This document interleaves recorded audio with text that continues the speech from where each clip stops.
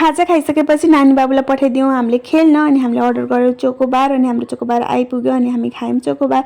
नानी बाबुलाई भन्यो रुगा खोकी भइरहेको थियो, त्यही भएर हामीले नखाउने आइसक्रिम चिसो भनेर चाहिँ हामीले खायौँ। अनि नानीहरू चाहिँ यता खुसी भएर खेलिरहेका थिए। दुईजनालाई एकैचोटि भित्र हालिदिएको खेल्नको लागि। नानी आफ्नै पारामा, बाबु आफ्नै पारामा खेलिरहेका थिए। अनि यही मौका पारेर फेरि हामीले चिसो पनि अर्डर गऱ्यौँ अनि हामीले खायौँ चिसो, स्प्राइट, कोक खायौँ। अनि उनीहरू खेलिँदैसम्म हामी के गरेर बस्ने, केही त खान पर्यो भन्दै हामी खाइरहेका थियौँ।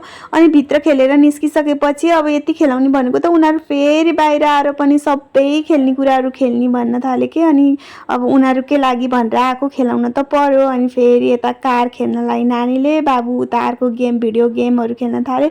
अनि सबै भएको जति गेमहरू कुनै छुटाएनन्, एउटा दुईटा छुट्यो होला गल्तीले झुक्काएर, तर अरू चाहिँ कुनै पनि छुटाएनन्। सबै कुराहरू खेलेर रमाइलो गरेर हामी फेरि यति खेल्दासम्म त उनीहरूलाई फेरि भोक लागिसकेको थियो कि यति थाकिसकेका थिए। भित्रै उफ्रेर यति धेरै उफ्रेर आइसकेपछि अनि बाहिर पनि यति धेरै खेलिसकेपछि अनि हाम्रो फेरि खाजा खाने कुरा भयो। आजको लागि यति। Thanks for watching.